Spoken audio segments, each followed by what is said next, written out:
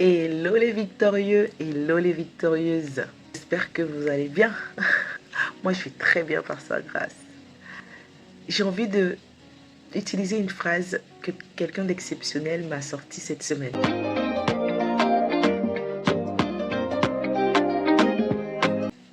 Il m'a dit, si tu arrives à te supporter, c'est déjà une victoire. Car beaucoup ont du mal à se supporter.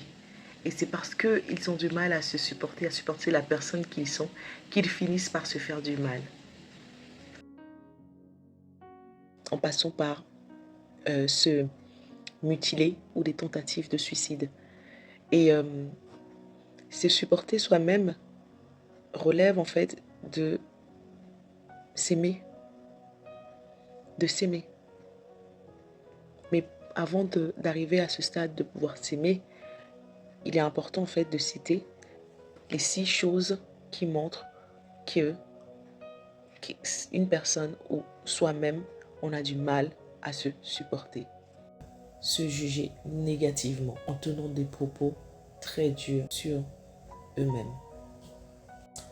Deuxièmement, des critiques intérieures excessives qui soulignent constamment leur échec. Troisièmement, problème d'estime de soi. Quatrièmement, une grosse différence entre qui l'on est et qui l'on voudrait être qui peut provoquer des tensions internes. Cinquièmement, cela provoque aussi la répression des émotions négatives comme la colère, la tristesse.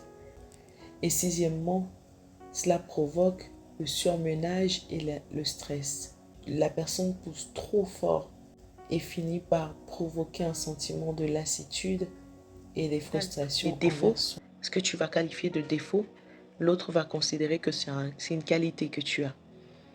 Parce que lorsque tu regardes à droite et à gauche, chez ton voisin ou chez ta voisine, tu aspires à avoir les choses qu'il a.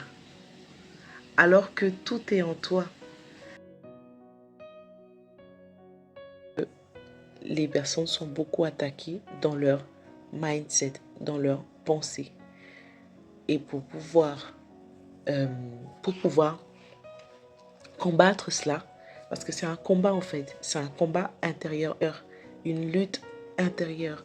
Et pour arriver à lutter et gagner ces combats intérieurs, j'aimerais vous conseiller un livre qui parle des prisons intérieures, comment sortir des limitations des prisons intérieures.